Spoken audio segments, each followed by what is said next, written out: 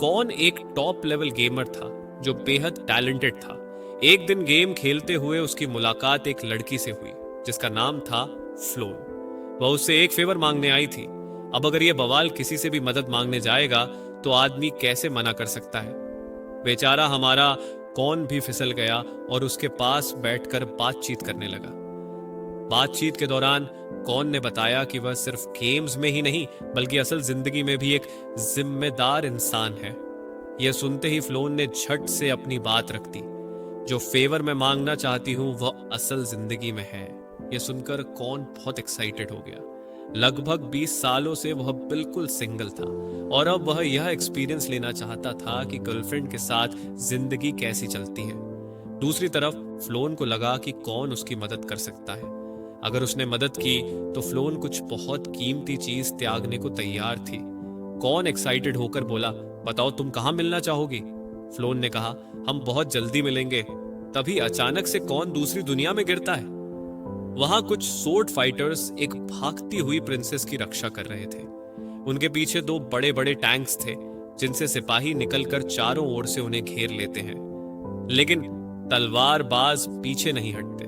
राजकुमारी की रक्षा करना ही उनका सबसे बड़ा धर्म था। दुश्मन का कमांडर पहले से ही जानता था कि तलवारबाज का नाम लेन है। वह लेन की इज्जत करता था और उसे जिंदा छोड़ सकता था, लेकिन एक शर्त पर, राजकुमारी को उनके हवाले कर दिया जाए। लेन ने साफ इनकार कर दिया और दुश्मन से मुकाबले के लिए तैयार हो गया। लेकिन तभी अचानक कौन और उसकी चेयर सीधे दुश्मन कमांडर के सिर पर आ गिरे। बूम! इसका फायदा उठाकर लेन राजकुमारी को लेकर भागने लगा, लेकिन राजकुमारी चाहती थी कि वह कौन को भी बचाए। राजकुमारी का आदेश टालना तो नामुमकिन था, इसलिए लेन ने रस्सी फेंकी और कौन को अपने साथ खींच लिया। देखते ही देखते वे तीनों वहां से गायब हो गए। अब कौन से बार बार पूछा जाने लगा, तुम कौन हो और कहां से आए हो? लेकिन कौन को खुद नहीं पता था कि वह कहां आ गया है। तभी उसे एक अनजाना सा नाम सुनाई दिया और वह सोचने लगा कि शायद वह कोई सपना देख रहा है। उसके सपने को रियलिटी में बदलने के लिए एक छोटी सी लड़की आई और उसने उसे जोर से घूंसा मार दिया। अब कौन को समझ आया यह कोई सपना नहीं है। कौन गुस्से में पलटकर मारने ही वाला था कि बीच में लेन आ गया। उसने धमकी दी, अगर तुमने इस पर हाथ उठाया तो मैं तुम्हें जिंदा गाड़ दूंगा। कौन चौंक गया। वह छोटी सी चिमकांडी लड़की असल में राजकुमारी पीरिया थी। कौन को यकीन ही नहीं हो रहा था। पास खड़ी दूसरी अप्सरा ज्यादा राजकुमारी जैसी लग रही थी, लेकिन वह कोई और नहीं बल्कि राजकुमारी की मेड मारिया थी। कौन फ्लर्ट करते हुए मारिया के करीब गया तो उसने बताया कि वह असल में लड़की है ही नहीं, और फिर उसने कौन का हाथ अपने डिंग डोंग पर रख दिया। वो तेरी सलवार में तलवार। इस धोखे के बाद कौन की जीने की इच्छा ही खत्म हो गई। वह पूरी तरह से कंफ्यूज्ड था। दूसरी तरफ इसी समय नीले बालों वाला आदमी जिसे हमने पहले देखा था अपने कमांडर के पास जाकर रिपोर्ट देता है कि उनका मिशन कैसे फेल हो गया। वह सारा इल्जाम किसी अजनबी के गिरने पर डाल देता है ताकि यह साबित कर सके कि अगर वह अलर्ट रहता तो कभी हारता नहीं। दूसरी तरफ कमांडर को यह सोचकर ज्यादा आश्चर्य हो रहा था कि आखिर वह अजनबी कौन था जिसने उसके सबसे भरोसेमंद आदमी को मात दे दी। उधर कौन को पता चला कि लेन राजकुमारी को पड़ोसी देश में मैरिज अलायंस के लिए ले जा रहा है ताकि दोनों देशों के बीच दोस्ती हो सके। कौन को लगा कि राजकुमारी उससे बड़ी होगी, लेकिन यह छोटी लड़की तो सिर्फ 8 साल की थी। कौन इसे गैर कानूनी मानता था, लेकिन राजकुमारी को इसमें कोई दिक्कत नहीं थी। बाद में वे सब एक कस्बे में पहुंचे जहां वे कौन के लिए जूते खरीदने लगे, लेकिन हर कोई उसे अजीब और गरीब शूज पसंद करके दिखाने लगा। इसलिए सबकी पसंद को छोड़कर कौन ने महंगे शूज चुने। ये कैसे जहरीले शूज हैं बे? तभी अचानक लेन को महसूस हुआ कि कोई उनका पीछा कर रहा है। लेन ने कौन को तैयार रहने का इशारा किया। इशारा मिलते ही वे लोग एक गली में पहुंचे, लेकिन तभी दुश्मनों की फौज वहां आ गई और उन्हें चारों तरफ से घेर लिया। लेन और मारिया ने उन दुश्मनों का सामना किया, जबकि कौन पीछे रहकर राजकुमारी की रक्षा करता रहा। इसके बाद वे सभी लेन के पीछे पीछे जाने लगे और शहर के अंडरग्राउंड सुवेज से बाहर निकलने का रास्ता ढूंढ लिया। हालांकि वहां का इलाका काफी अजीब था, क्योंकि वहां कोई पहरा नहीं था और न ही कोई सैनिक था। कौन ने सोचा कि जब कोई है ही नहीं तो समय बर्बाद करने का कोई फायदा नहीं, इसलिए वह बाहर निकला और चारों ओर देखा। जब उसे यकीन हो गया कि कोई नहीं है तो उसने सबको बाहर आने का इशारा किया। जैसे ही वे सभी बाहर आए, उन्होंने देखा कि दुश्मन कमांडर उनके सामने खड़ा था। उसका नाम एरिक था और वह उस आदमी से कहीं ज्यादा ताकतवर था जिसे कौन ने पहले हराया था। अब मारिया और लेन एरिक का सामना करने के लिए पूरी तरह तैयार थे और एरिक भी उनसे निपटने के लिए अपनी तलवार निकाल चुका था। एक ही वार में उसने लेन और मारिया को गिरा दिया। इसके बाद कौन लड़ने के लिए आगे बढ़ा, लेकिन एरिक के तलवार के वार से वह भी जख्मी होकर नीचे गिर गया। कौन को नीचे गिरा देखकर एरिक बहुत निराश हुआ, क्योंकि उसे लगा था कि कौन थोड़ा ज्यादा ताकतवर होगा, लेकिन वह तो एक ही वार में गिर गया। अब एरिक राजकुमारी के करीब जाने लगा।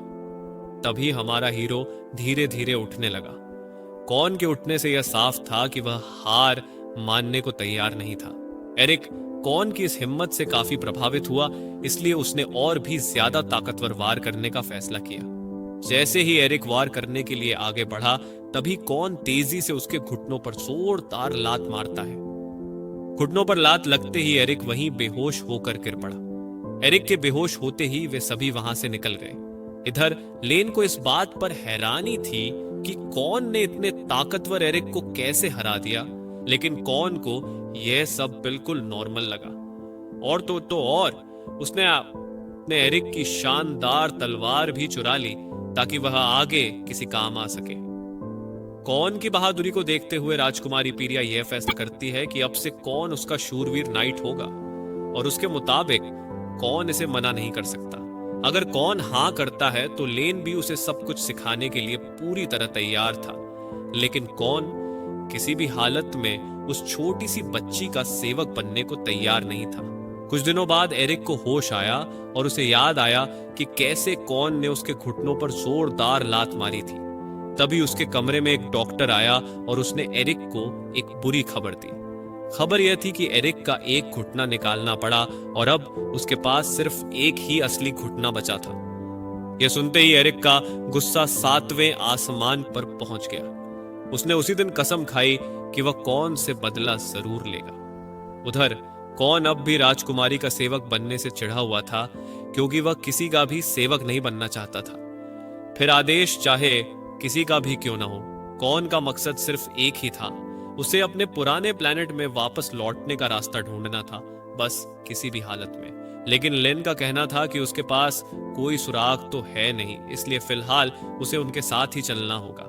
दूसरी तरफ राजकुमारी चाहती थी कि कौन उसकी सेवा करे और बदले में वह उसके खाने पीने और कपड़ों का अच्छा बंदोबस्त कर देगी। लेकिन कौन फिर भी मानने को तैयार नहीं था, क्योंकि उसकी अपनी सेल्फ रिस्पेक्ट थी। इसके बाद कौन वहां से निकलने लगा और किसी ने उसे रोका तक नहीं, क्योंकि लेन चाहता था कि वे जल्द से जल्द राजधानी की ओर बढ़ें और किसी भी तरह दुश्मनों से बचकर रहें। फिर हम देखते हैं कि एरिक अपनी आर्मी के साथ फिर से लौट आया है। सबको लगता है कि एरिक की हार गलत तरीके से किए गए वॉर का नतीजा थी, लेकिन जितना एरिक अपने साथियों की बातें सुनता जा रहा था, उतना उसका चेहरा बुझता जा रहा था। उन सभी की बातों को नजरअंदाज करते हुए जब एरिक जाने लगा तो सभी ने उसकी चाल देखी।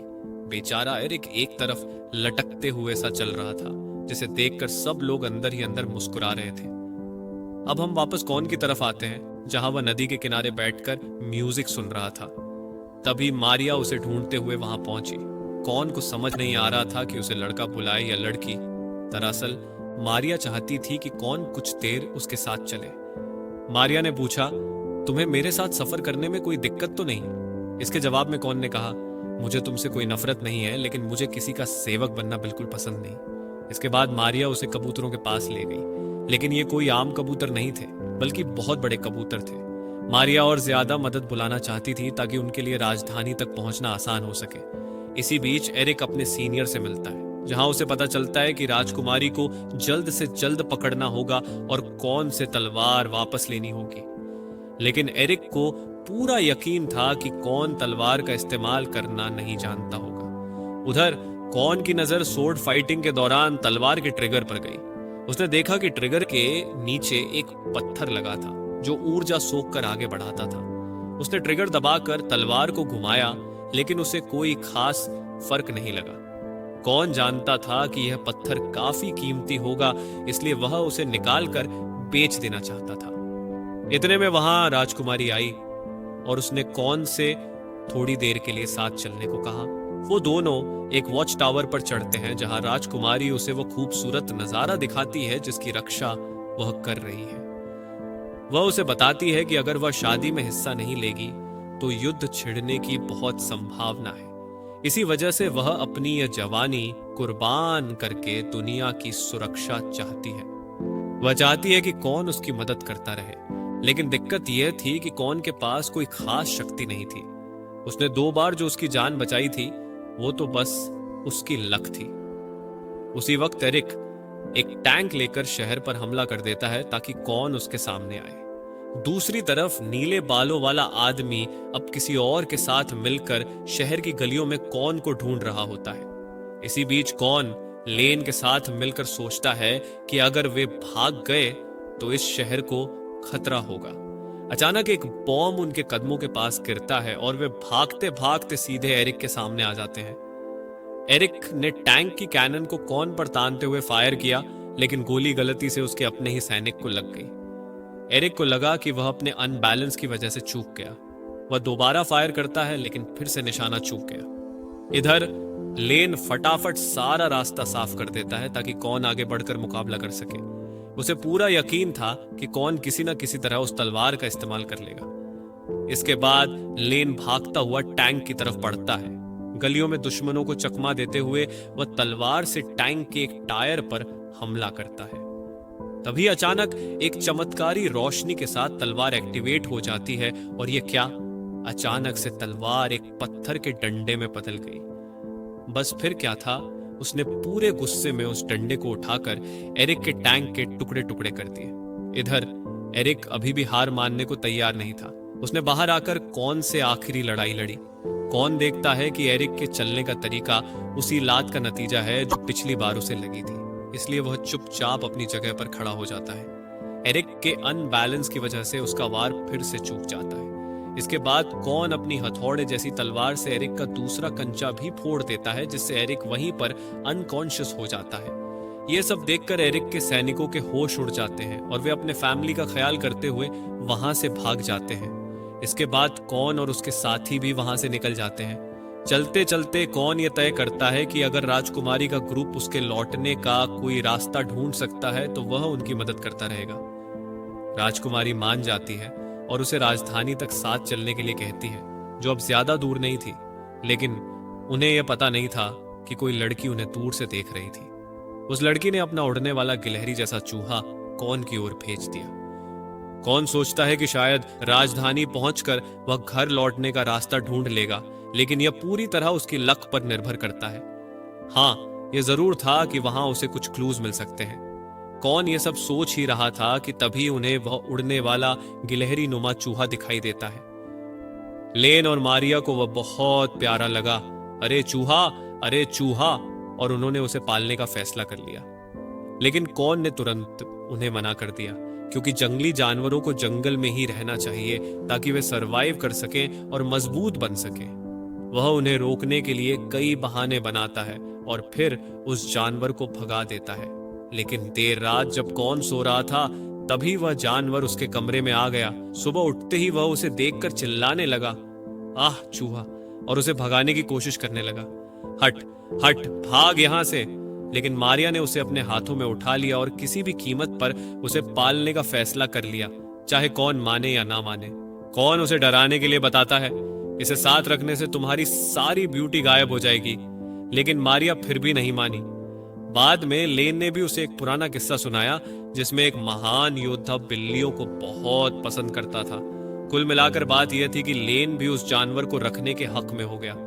राजकुमारी का समर्थन मिलने से कौन सख्त विरोध करता हुआ भी हार जाता है और वे उस चूहे को साथ रख लेते हैं। इसके बाद कौन वेपन्स शॉप में जाकर कुछ शिकार का सामान लेने लगता है ताकि वह उस चूहे की गेम बजा सके। तभी लेन उससे पूछता है कि वह ये क्या करने जा रहा है। कौन बस इतना कहता है, मैं बस थोड़ा हंटिंग करना चाहता हूं। फिर वह ट्रैप लेकर कमरे में घुस गया और उस जानवर को ढूंढने लगा। तभी उसने देखा कि वहां मारियागन ताने खड़ी थी और उसने कड़क आवाज में पूछा, तुम्हारा क्या इरादा है? अगली बार उसने पॉइजन वाला दांव लगाया, लेकिन इस बार राजकुमारी ने उसे पकड़ लिया। उसने गुस्से में कहा, अगर यह पॉइजन नहीं है तो पहले तुम खुद इसका स्वाद चखो। कौन के इस नए कांड से परेशान होकर आखिरकार राजकुमारी सबको बुलाकर पूछती है, आखिर कौन इस चूहे से इतनी नफरत क्यों करता है? पहले तो कौन ने बहाना बनाया कि उसे पेट एनिमल से सख्त एलर्जी है, लेकिन जब सबने देखा कि वह उसके पास बैठने पर भी नहीं छींका तो वे सभी चिल्लाए, अरे अब तो सच बोल दे। तब कौन ने अपनी असली कहानी बताई। बचपन में बारिश वाले दिन उसने 2 बेसहारा बिल्लियों को घर लाकर पाला। पहले तो सबको लगा कि शायद वे मर गई होंगी या फिर परिवार ने मना कर दिया होगा, जैसे सभी के परिवार मना करते ही हैं, या फिर कुछ और दुखद हुआ होगा। लेकिन सच तो यह था कि वह उन्हें बहुत दिनों तक पालता रहा, फिर भी उसे उनसे कोई अपनापन महसूस नहीं हुआ। धीरे धीरे उसे बिल्लियों से नफरत हो गई। अब सबको लगा कि यही मौका है कि यह गिलहरी जैसा दिखने वाला चूहा कौन का नजरिया बदल सके। बस फिर क्या था, कौन मान गया। उसने कहा, मैं ट्राई तो करूंगा पर श्योर नहीं हूं। लेकिन जैसे ही उसने चूहे से सुलह करने के लिए हाथ बढ़ाया, चूहे ने उसे तुरंत काट लिया। आउच! कौन गुस्से में तिलमिला उठा। उसने गुस्से में अपना हथौड़ा उठाया और चूहे पर हमला करने ही वाला था कि उसने एक शर्त रखी, अगर यह जानवर हार गया तो इसे गायब होना पड़ेगा, और अगर मैं हार गया तब भी इसे जाना ही पड़ेगा। लेन और मारिया चाहते थे कि वह इतनी छोटी बात पर इतना बड़ा कदम न उठाए और कोई सही शर्त रखे। आखिरकार कौन मान जाता है कि अगर यह जानवर जीत गया तो वह साथ रह सकता है। कौन हथौड़ा चलाता रहा और फर्श को तोड़ता रहा। सब उसे शांत होने को कहते रहे, कौन शांत हो जा, पर वह किसी की नहीं सुनता। इसके बाद वह पिलपिला चूहा अचानक उसके ऊपर झपट पड़ा और उसके चेहरे को खरोंच दिया। कौन लगातार वार करता रहा, लेकिन एक भी निशाना ठीक से नहीं लगा। आखिरकार उसने चूहे को कोने में घेर ही लिया, लेकिन तभी उस पिलपिले ने उसे जोर से लात मारी और कौन वहीं अनकॉन्शियस हो गया। बस फिर क्या था, कौन हार गया। आखिरकार कौन को यह मानना पड़ा कि यह पिलपिला चूहा अब उनके साथ रहेगा। लेकिन उसने फिर भी कसम खाई, अगर मुझे मौका मिला तो मैं फिर भी इसे मार डालूंगा। इसके बाद का सफर भी आसान नहीं था, क्योंकि चूहे और कौन में लगातार तकरार होती रही। अब सब सोचते हैं कि इस गिलहरी चूहे का कोई ना कोई नेम तो रख ही देना चाहिए। सभी अजीब और गरीब नेम्स सुझाने लगते हैं, लेकिन कौन कहता है नाम छोटा होना चाहिए जो फटाफट जुबान पर आ जाए, और अगर कोई ठीक नाम नहीं मिला तो हम इसका नाम तुक रख देंगे। उधर एरिक अपने नीले बालों वाले साथी के साथ वापस अपने मैंशन में पहुंचता है। वहां उसकी फियांसे उससे मिलती है और यह सुनकर बहुत दुखी होती है कि एरिक को युद्ध में बैड रेप्यूटेशन मिल गया। अगर उसे यह पता चल गया कि एरिक ने अपनी प्योरिटी भी खो दी है तो उस बेचारी के मन पर न जाने क्या बीतेगी। जब एरिक घर के अंदर जाता है तो उसकी फियांसे, जिसे पता है कि एरिक घायल हुआ है, उसकी चोटों पर दवा लगाना चाहती है। अब एरिक को डर लगने लगा कि अगर वह सच्चाई बता देगा कि उसने सबसे कीमती चीज खो दी है तो वह उसे छोड़ देगी। इसलिए वह हर हाल में इसे छिपाने की कोशिश करता रहा। उसके बार बार मना करने से उसकी फियांसे काफी उदास हो गई। थोड़ी देर बाद एरिक अपने नीले बालों वाले व्यक्ति के साथ बाहर जाने को तैयार होता है। तभी सर्वेंट ने देखा कि एरिक की फियांसे काफी दुखी है। एरिक उसे अकेला नहीं छोड़ना चाहता था, इसलिए वह उसे साथ चलने को कहता है। रास्ते में गार्डन में बैठे हुए एरिक बस यही सोचता रहा कि अगर उसने सब कुछ सच बता दिया तो उसकी फियांसे निराश होकर उसे छोड़ देगी। काफी देर चलने के बाद जब वे झील के पास रुके तो उसकी फियांसे ने उससे पूछा, भविष्य में तुम कितने किड्स की चाह रखते हो? यह सुनकर एरिक का दिल दर्द से भर गया, क्योंकि वह नहीं जानता था कि अपनी इस हालत में वह फादर बन भी पाएगा या नहीं, इसलिए वह इस पर बात नहीं करना चाहता था। उसकी फियांसे उसकी चुप्पी देखकर बोली, बच्चे तो ऊपर ऊपर वाले की देन है, उन पर इंसान का वश नहीं चलता। एरिक दुखी होकर थोड़ा दूर जाकर आसमान की ओर देखता है और कहता है, मेरे साथ ही ऐसा क्यों भगवान? एरिक की फियांसे को उसका बदला बदला व्यवहार काफी अजीब लग रहा था, इसलिए उसने नीले बालों वाले व्यक्ति से पूछा, आखिर एरिक को चोट कहां लगी थी? नीले बालों वाला व्यक्ति खुद भी ठीक से नहीं जानता था, पर उसने इतना बताया, यह सब कोन नाम के व्यक्ति की वजह से हुआ है। एरिक को उसी ने हराया था। उसी शाम एरिक अपने 2 कंपेनियंस लिम्स और एला से मिला। एला ने उसे एक ट्रेडिशनल मेडिसिन दी जो पीने से असर करेगी। एरिक इसे खुशी खुशी ले लेता है, जिसे देखकर उसकी फियांसे और भी उदास हो जाती है। तब नीले बालों वाला व्यक्ति बटलर से पूछता है, ये दोनों कौन है? बटलर बताता है कि ये एरिक के दूर के रिश्तेदार हैं। इसके बाद लिम्स ने बटलर को रात के खाने की फीस्ट तैयार करने को कहा, लेकिन इनका असली मकसद कुछ और ही था। दरअसल जो मेडिसिन एला ने एरिक को दी थी वह कोई ट्रेडिशनल मेडिसिन नहीं थी, बल्कि उसके स्मॉल गन को एक्टिवेट करने के लिए शिलाजित का घोल था। एला का असली काम था एरिक को बहका कर उसकी ब्राइड बनना, ताकि वह परिवार की सारी प्रॉपर्टी हड़प सके। और इसी बीच लिम्स मौका पाकर एरिक की फियांसे से नजदीकियां बढ़ाकर उससे शादी कर लेगा। उसी रात एला दवा लेकर एरिक के पास गई और उसे रोमांस के लिए मनाने लगी।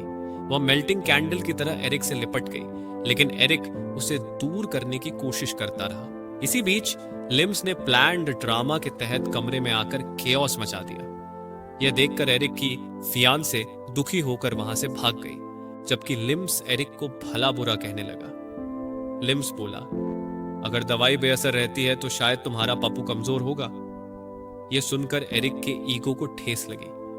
उसने लिम्स को चुनौती दी, मैं अपनी बेगुनाही साबित करके दिखाऊंगा। लिम्स ने यह चुनौती मान ली और कहा, कल जंगल में मिलते हैं।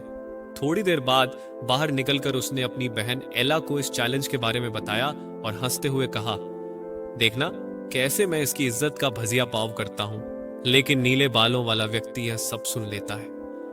वह सीधा जाकर एरिक को सारी न्यूज दे देता है। एरिक कहता है, मुझे अंदेशा था, लेकिन फिर भी मुझे लड़ना ही होगा ताकि अपनी फियांसे से माफी मांग सकूं। अगली सुबह एरिक और नीले बालों वाला व्यक्ति जंगल में लिम्स और एला से मिलते हैं। नीले बालों वाला व्यक्ति लिम्स की पूरी साजिश सबके सामने खोल देता है, लेकिन लिम्स ने सब कुछ स्वीकारते हुए अपनी जगह एक तगड़े रेसलर को खड़ा कर दिया ताकि वह एरिक को आसानी से हरा सके। उधर से रेसलर ने अपने कई फाइटर्स को भी बुला लिया और इस तरह एरिक के सामने 7 लड़ाकू खड़े हो गए। लेकिन एरिक घबराया नहीं, बल्कि उसने तो सबको एक ही वार में गिरा दिया। अब लिम्स ने देखा कि उसके आदमी हार गए, तो उसने हाथी जैसे बड़े रूस्टर मुर्गे को बुला लिया।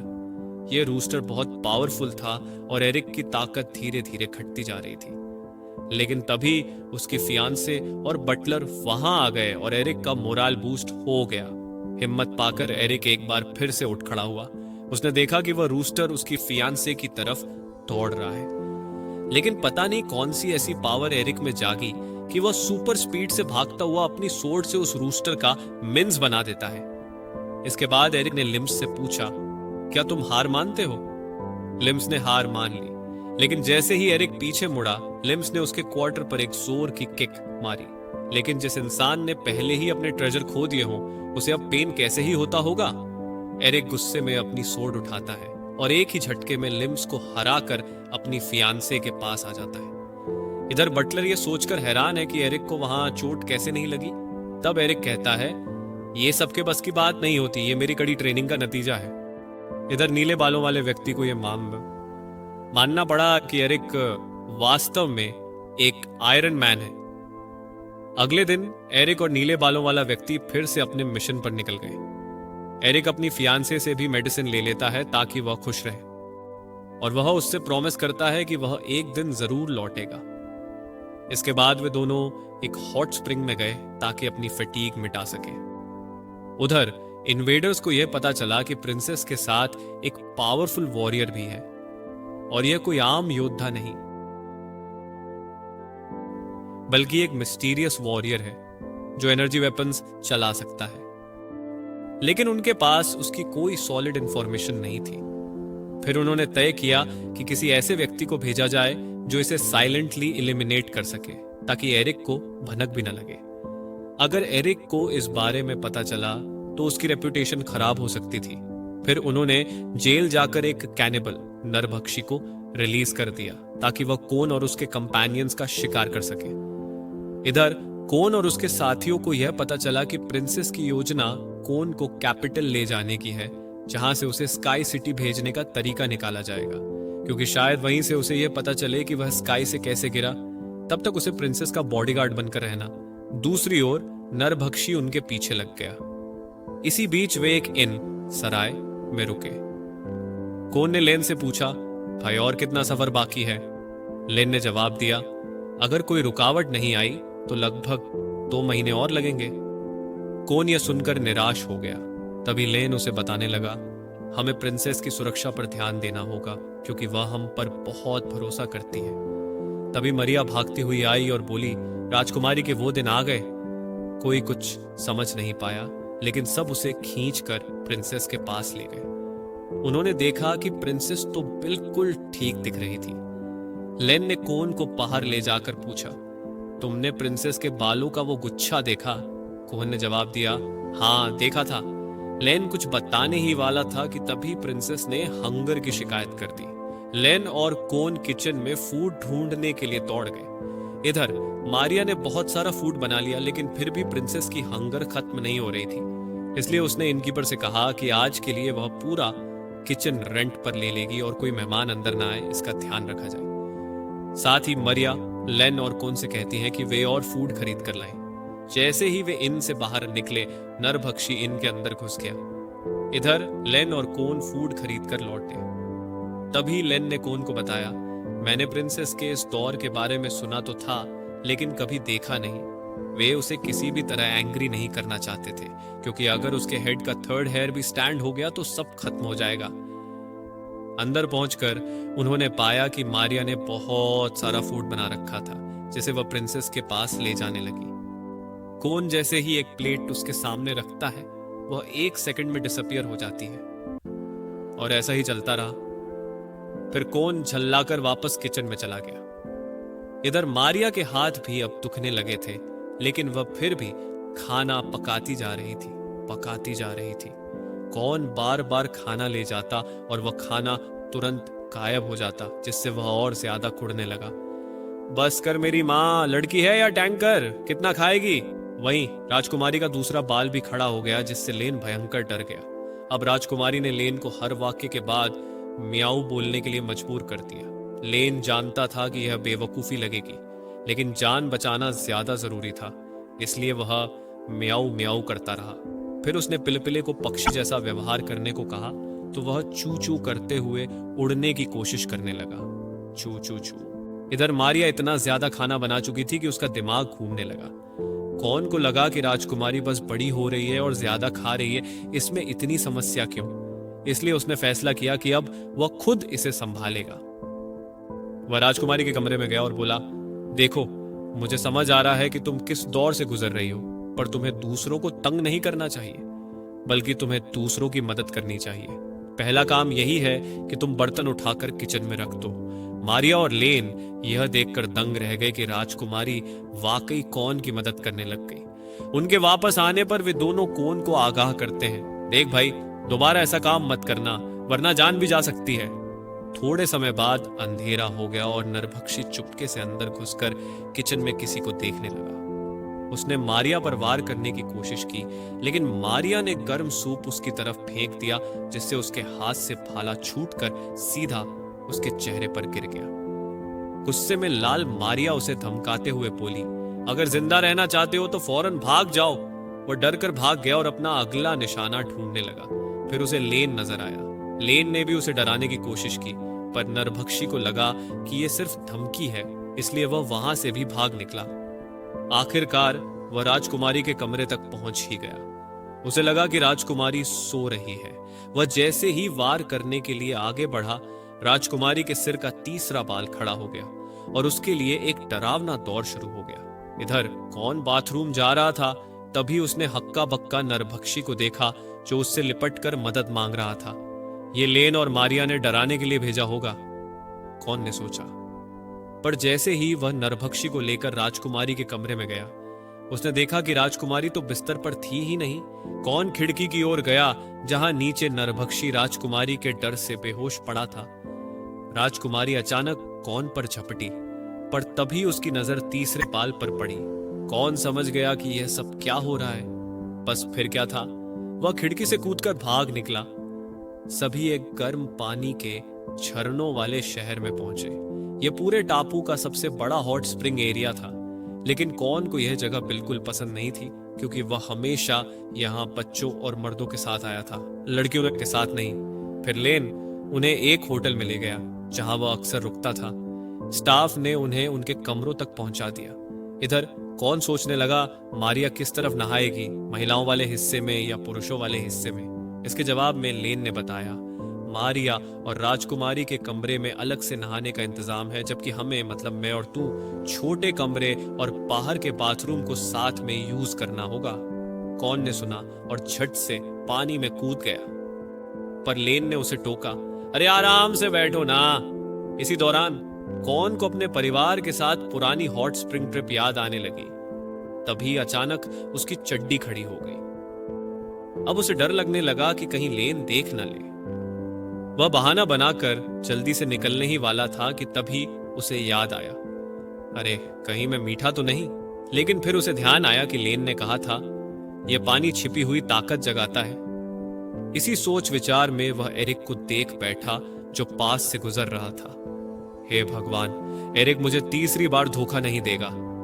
यह सोचकर वह भागा सीधा राजकुमारी के कमरे में। पर अंदर की लड़कियां तो लूडो खेलने में इतनी बिजी थीं कि उसकी बात ही नहीं सुनी। अब वह लेन को ढूंढने निकला, पर लेन मियां कहां मानने वाले थे। वह तो बाथरूम छोड़कर सीधा मनोरंजन वाले रूम में चले गए। तभी कौन को फिर से एरिक दिखा। ओ तेरी, ये तो सच में यहां है। अब कौन ने जल्दी से पशन को ढूंढा और कहा, देख भाई, राजकुमारी और मारिया को कमरे से बाहर ना निकलने देना, बस इस चीज का ध्यान रखना। अब वह लेन को खोजने के लिए बड़ी बातचीत वाले हिस्से में गया, लेकिन वह जगह काफी बड़ी थी। अचानक उसे खरगोश जैसे कपड़े पहने लड़कियां दिखी। उसे याद आया कि लेन को जानवर बहुत पसंद है। अब उसने एक ऐसी जगह के बारे में पूछा जहां लोग बिल्लियों के साथ खेलते हुए शराब पी सकते हैं।